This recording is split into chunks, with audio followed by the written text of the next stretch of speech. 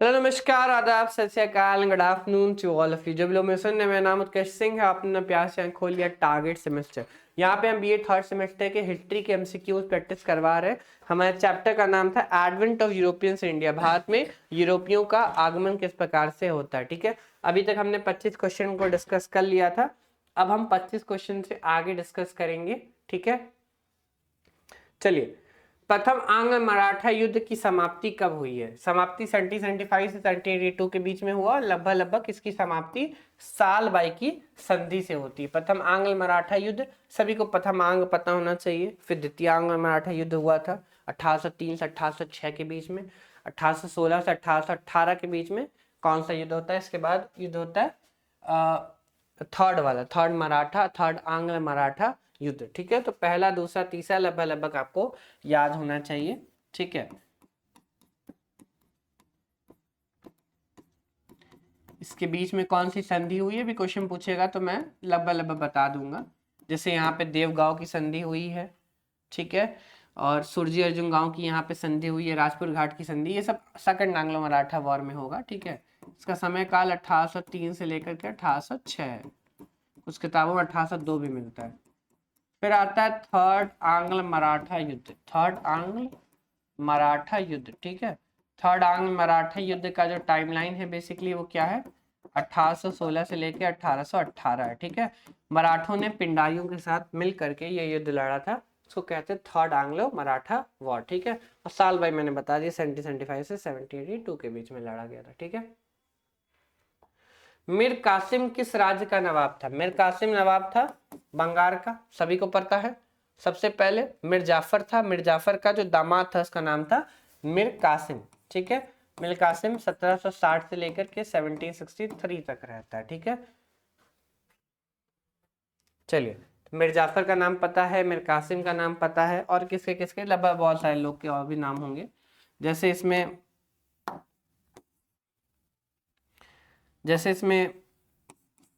सबसे मुर्शीद कुली खान का नाम मिलेगा आपको।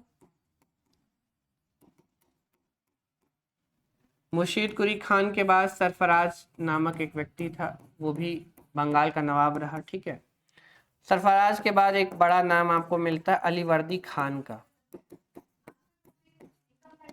सिराजुद्दौला का नाम इसके बाद आपको मिलेगा।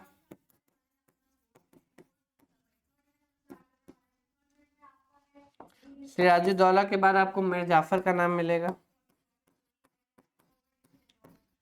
मीर जाफर के बाद फिर मीर कासिम का नाम आपको मिलेगा। मीर कासिम की मृत्यु हो जाती है। ठीक है, भाग जाता है मीर कासिम। उसके बाद फिर से मीर जाफर आता है। फिर आखिरी में जाके मुबारक उद्दौला का भी नाम आपको मिलेगा। ये सब बंगाल के ही शासक थे। ठीक है,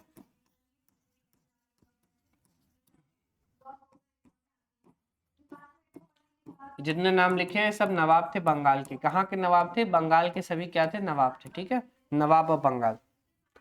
मुशीर कुली खान, सरफराज, अलीवर्दी खान, सिराजुद्दौला, मीर जाफर, मीर कासिम, फिर मीर जाफर आया, फिर आया मीर कासिम। ठीक है, प्लासी के युद्ध मैदान। प्लासी जो क्षेत्र है बंगाल के पास स्थित है। पलास के पेड़ों की वजह से इसको क्या कहा जाता है? प्लासी कहा जाता है, प्लासी। ठीक है, पलास के पेड़ों की वजह से कहा जाता है। भागीरथी नदी के जस्ट किनारे पर है, on the bank of Bhagirathi river. कहाँ पर है? पश्चिम बंगाल में, वेस्ट बंगाल में है। ठीक है, चलो। भारतवर्ष में ब्रिटिश साम्राज्य का संस्थापक। ब्रिटिश साम्राज्य का जब संस्थापक की बात करते हैं तो हम रॉबर्ट क्लाइव की बात करते हैं। कर्नल रॉबर्ट क्लाइव जो है उसको ब्रिटिश साम्राज्य का संस्थापक माना जाता है। ठीक है, रॉबर्ट क्लाइव को, इनको हेवन बॉर्न जनरल भी कहा जाता है। Heaven born general. इन्होंने खुद को सुसाइड कर लिया था गोली मारकर। करप्शन के बहुत बड़े आरोप लगे हुए थे इन पर। ठीक है, इनको हेवन बॉर्न जनरल भी कहा जाता है। जो ब्रिटिश प्रधानमंत्री हैं, ब्रिटिश प्रधानमंत्री ने इनको हेवन बॉर्न जनरल कहा था। ठीक है, विलियम पिट्स द यंगर ने इनको हेवन बॉर्न जनरल कहा था। किसको कहा था? रॉबर्ट क्लाइव को कहा था। रॉबर्ट क्लाइव को संस्थापक कहा जाता है ब्रिटिश साम्राज्य का। ब्रिटिश साम्राज्य का संस्थापक भारत में किसको माना जाता है? रॉबर्ट क्लाइव को माना जाता है। बहुत इंटरेस्टिंग सी कहानी है रॉबर्ट क्लाइव की, अगर आप पढ़े होंगे तो आपको पता होगा। ठीक है, रॉबर्ट क्लाइव का समय काल अगर लिखना हो तो लिख लो, थोड़ा सा देखो। ठीक है, रॉबर्ट क्लाइव 1757 से लेकर के 1760 तक गवर्नर रहता बंगाल का। ठीक है,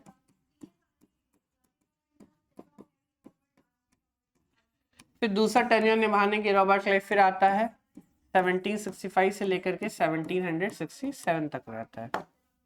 ठीक है, 2 समय काल तक रॉबर्ट क्लाइव रहता है। अब आगे बढ़ते हैं, बक्सर के युद्ध कब लड़ा गया? बक्सर का युद्ध लड़ा गया 23 अक्टूबर 1764 को लड़ा गया। कई किताबों में 22 अक्टूबर भी लिखा रहता है। अब यहाँ पे देखो, दो पक्षों के बीच में हुआ था। ईस्ट इंडिया कंपनी की तरफ से कैप्टन हेक्टर मनरो लीड कर रहे थे।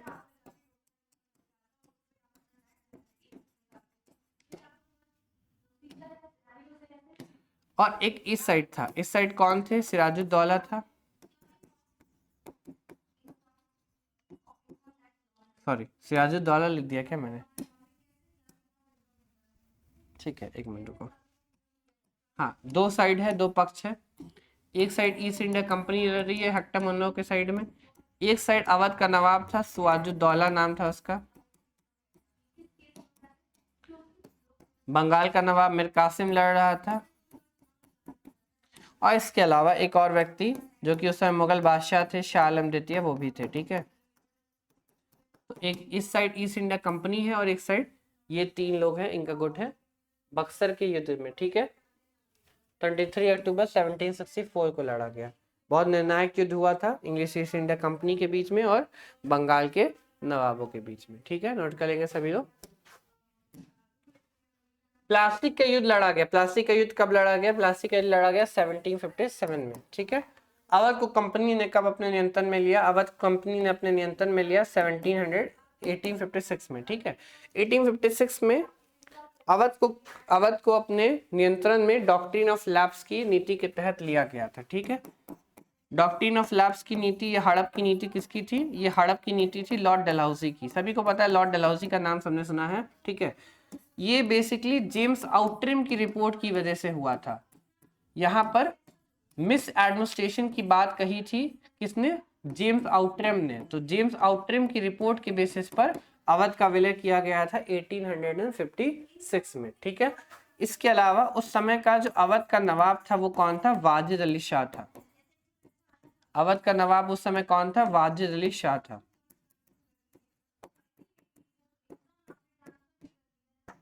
चलिए आगे बढ़ते हैं। अंग्रेजों ने सिंध का प्रांत कब अधिकार किया था? सिंध के प्रांत पर अंग्रेजों ने कब अधिकार किया था? ठीक है, 1813, 1894, 1834 या 1843। तो मैंने तरीका बताया था याद करने का, NSBB करके। ठीक है, तो N का मतलब हो गया नेपाल का, सिंध हो गया, भूटान हो गया और बर्मा हो गया। ठीक है, इस 4 जगहों को ईस्ट इंडिया कंपनी ने जीता था। नेपाल को अगर बात करें तो 1816 में जीता था नेपाल को। सिंध को 1843 में जीता था, जैसा कि ये पूछा गया सिंध को कब जीता था। ठीक है, फिर 1865 में भूटान को जीता था, बर्मा को 1885 में जीता था। ठीक है, 1816 में भारत का जो गवर्नर जनरल था वो कौन था? सर फ्रांसिस हेस्टिंग थे। ठीक है, लॉर्ड हेस्टिंग नाम है, लॉर्ड फ्रांसिस हेस्टिंग था 1816 में। फिर 1843 में कौन था? लॉर्ड आरम्बोरफ थे उस समय। 1865 में कौन थे? सर जॉन रॉलिंस थे। और 1885 में लॉर्ड डफरिंग हुआ करते थे, भारत के वाइसरॉय। ठीक है, तो आपको पता भी होना चाहिए किसके किसके काल में क्या क्या हुआ। Nepal, Sindh, Bhutan, Burma, NSBB formula बना के याद कर लीजिए। चारों में से कुछ भी आ सकता है, कोई भी ईयर आ सकता है। ठीक है, बंगाल में दैव शासन की नींव किसने रखी? बंगाल में दैव शासन की नींव इलाहाबाद की संधि से रखी थी रॉबर्ट क्लाइव ने। ठीक है, रॉबर्ट क्लाइव ने दैव शासन की नींव रखी थी, जिसको कहते हैं dual government system in Bengal. ठीक है, dual government system in Bengal की नींव रखने वाले कौन थे? रॉबर्ट क्लाइव थे। ठीक है, रॉबर्ट क्लाइव ने ड्यूअल गवर्नमेंट सिस्टम लेकर बंगाल के अंदर आए। ड्यूअल गवर्नमेंट सिस्टम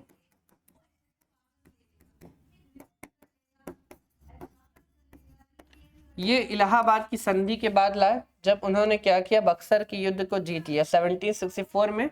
बक्सर के युद्ध को जीतने के बाद 1765 में इलाहाबाद की संधि हुई, और इलाहाबाद की संधि शाह आलम द्वितीय से हुई थी और सिराजुद्दौला से हुआ था। ठीक है, तो ट्रीटी ऑफ इलाहाबाद इन्होंने साइन किया।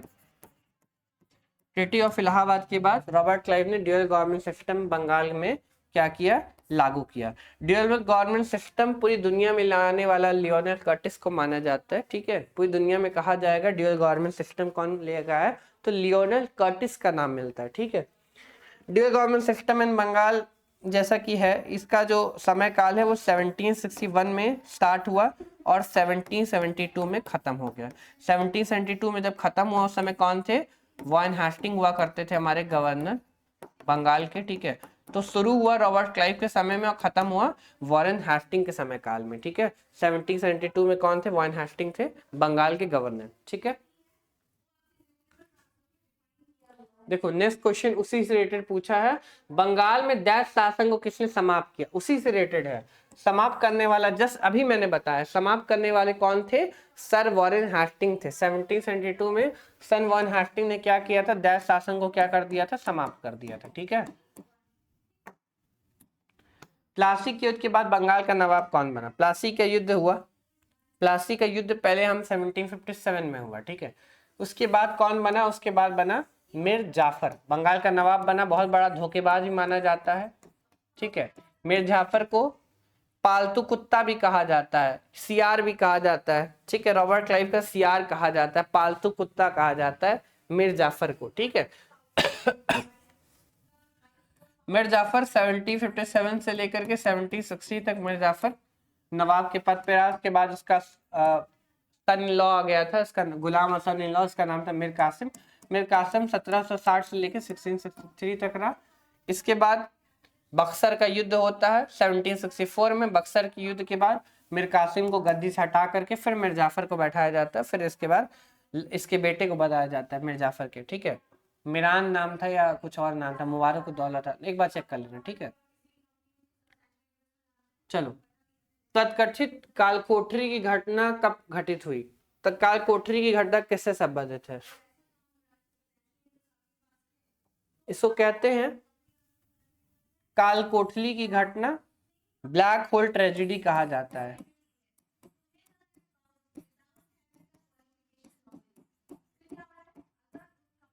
एक 18x14 के कमरे में लोग को बंद कर दिया गया था, लगभग 146 लोग को कमरे के अंदर बंद कर दिया गया था। एक 18x18 लेंथ का, ठीक है, 18 लेंथ होगा और इसका जो ब्रेथ था वो 14 था। 18 लेंथ और 14 ब्रेथ के कमरे में, छोटे से कमरे में 146 ब्रिटिशर्स को बंद कर दिया गया था।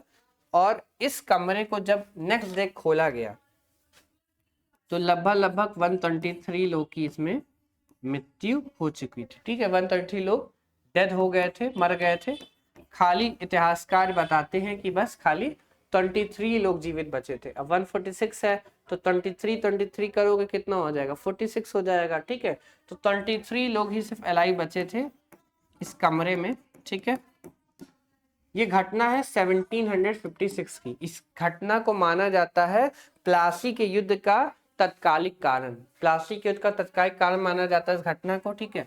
इस घटना को लिखने वाला भी एक अंग्रेज व्यक्ति था जिसका नाम था जे.जेड हॉलवेल, ठीक है।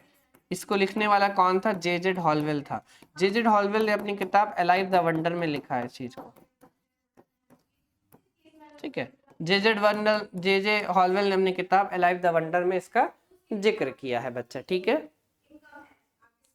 समझ गए, कोई दिक्कत वाली बात तो नहीं है किसी को। चलिए, किस गवर्नर जनरल का वास्तविक नाम था, क्या वास्तविक नाम था, James Andrew Ramsay. James Andrew Ramsay नाम था लॉर्ड डलहौजी का। लॉर्ड डलहौजी का वास्तविक नाम था जेम्स एंड्रू, क्या नाम था इनका वास्तविक, जेम्स एंड्रू रैमसे इनका पूरा नाम था, जेम्स एंड्रू रैमसे, ठीक है। Lord Dalhousie doctrine of lapse की नीति के लिए बहुत फेमस है अपनी।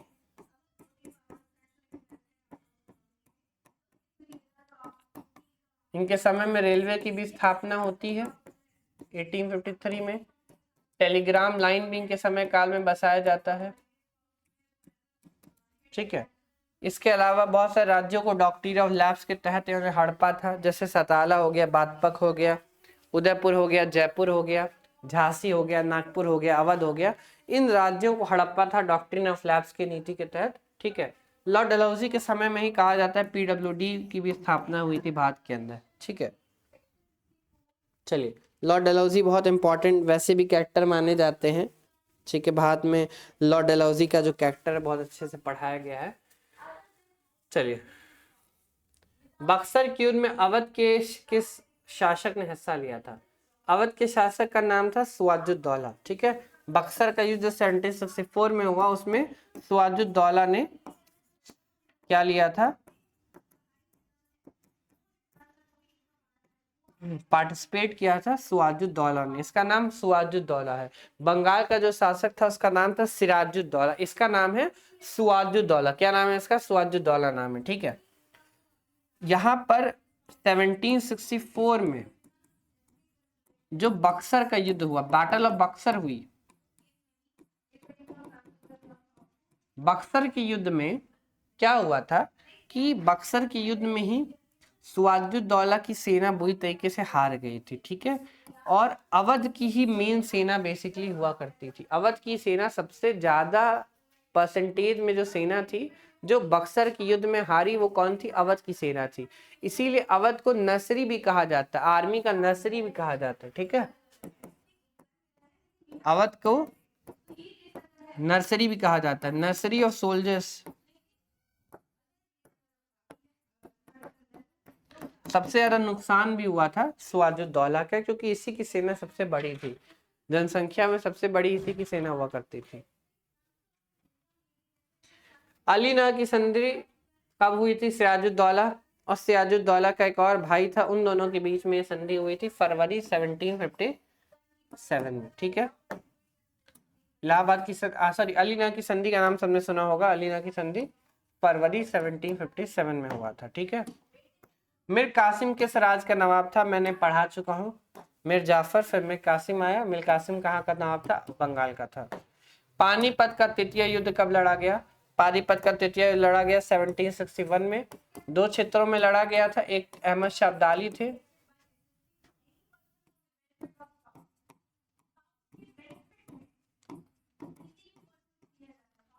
और दूसरे साइड मराठे लड़ रहे थे।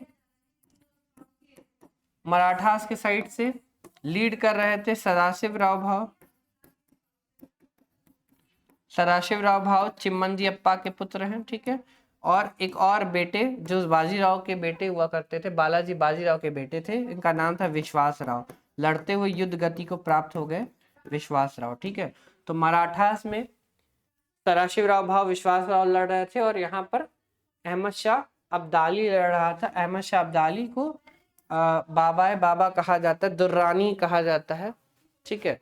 अहमद शाह दुर्रानी भी लिखा रहता है। अफगानिस्तान का बहुत बड़ा शासक, अफगानिस्तान में इनकी मूर्तियां भी लगी हैं, और इनको अफगानिस्तान का, मॉडर्न अफगानिस्तान का पिता भी कहा जाता है, ठीक है। अहमद शाह अब्दाली को मॉडर्न अफगानिस्तान का पिता भी कहा जाता है कई किताबों में। बंगाल में दैत्य शासन प्रारंभ हुआ, मैं पढ़ा चुका। बंगाल में दैत्य शासन रॉबर्ट क्लाइव ने 1765 में क्या किया था? प्रारंभ किया था। रॉबर्ट क्लाइव का जन्म कब हुआ था? रॉबर्ट क्लाइव का जन्म हुआ था 1725 में, ठीक है। बहुत छोटे से पद से धीरे धीरे धीरे धीरे प्रमोट होकर रॉबर्ट क्लाइव को तरक्की मिली जीवन में। सहायक संधि को किसके काल में क्रियान्वित किया गया? अब यहाँ पर बात की जा रही है सहायक संधि की। सहायक संधि का मतलब होता है सब्सिडरी अलायंस को।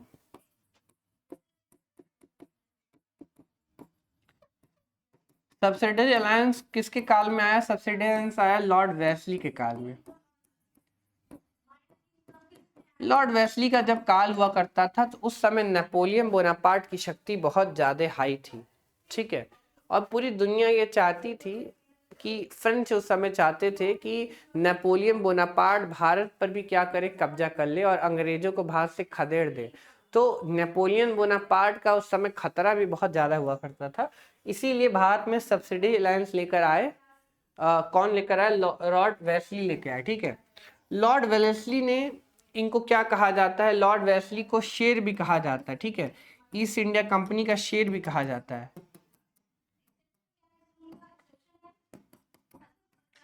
इनको ईस्ट इंडिया कंपनी का अकबर भी कहा जाता है, ठीक है। अकबर भी इनको कहा जाता है।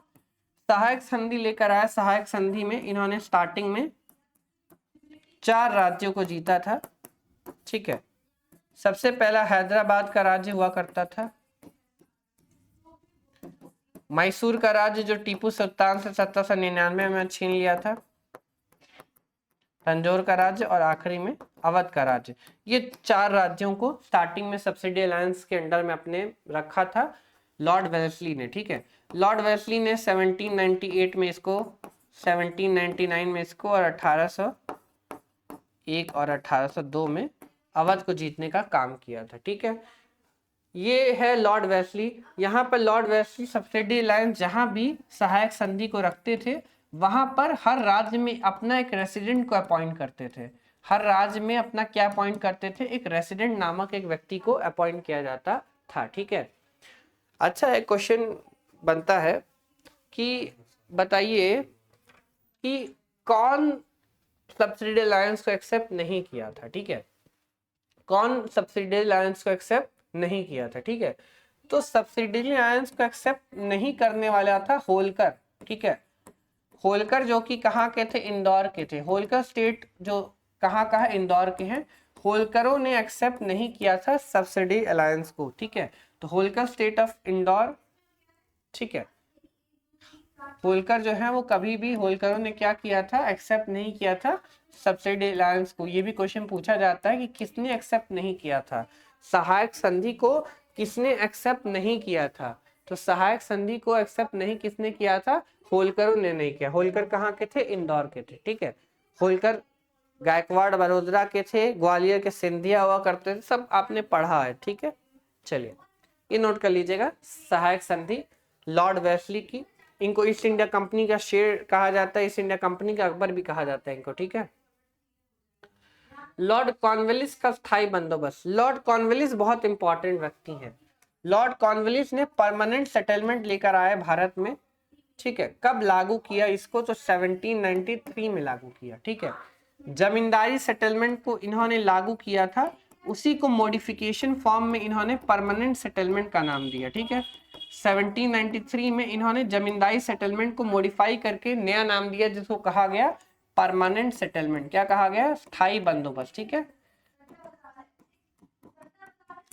स्थायी बंदोबस्त में जमीन का मालिक कौन होता था, लैंड का ओनर कौन होता था। यहाँ पर लैंड का ओनर जमींदार को माना जाता है। ठीक है, इसको इस्तेमरारी सेटलमेंट भी कहा जाता है। इस्तेमरारी सेटलमेंट, इसको क्या कहा जाता है, इस्तेमरारी सेटलमेंट भी कहा जाता है। ठीक है, इसमें कानून होता है, इसको कहा जाता है सूर्यास्त कानून। 1794 में, ठीक है, यहाँ पर आया था सनसेट लॉ, जिसको कहा जाता है सूर्यास्त कानून। ठीक है, नोट कर लेंगे सभी लोग। Lord Cornwallis American war of independence के कमांडर हुआ करते थे और फिर उनको भारत में लाया गया था। लॉन्ग टर्म कैपिटल गेन नहीं होगा, शॉर्ट टर्म से नहीं होता है। लॉन्ग टर्म कैपिटल गेन से ही होगा और short term capital loss, short term long term दोनों हो सकता है। चलिए, बाद में इनकी कब्र भी भारत के अंदर ही है। लॉर्ड कॉर्नवालिस की कब्र भारत में गाजीपुर में है। ठीक है, गाजीपुर में लॉर्ड कॉर्नवालिस की कब्र भी है। चलिए, निम्नलिखित में से सही सम्मिलित नहीं है। कौन सा सही सम्मिलित नहीं है, लॉर्ड कॉर्नवालिस स्थायी बंदोबस्त सही है, सहायक संधि लॉर्ड वेल्सली सही है, लॉर्ड हेस्टिंग द्वितीय आंग्ल मराठा युद्ध। द्वितीय आंग्ल मराठा युद्ध 1803 से 1806 के बीच में हुआ था और 1803 से 1806 के बीच में लॉर्ड वेल्सली थे। ठीक है, लॉर्ड हेस्टिंग नहीं थे। लॉर्ड हेस्टिंग जो थे वो थर्ड आंग्ल मराठा युद्ध के समय थे। ठीक है, लॉर्ड हेस्टिंग थर्ड आंग्ल मराठा वॉर के समय हुआ करते थे। ठीक है, लॉर्ड विलियम बेंटिक ने 1899 में 17th रेगुलेशन किया था सती प्रथा पर, यह भी सही है। किस मुगल सम्राट के काल में ब्रिटिश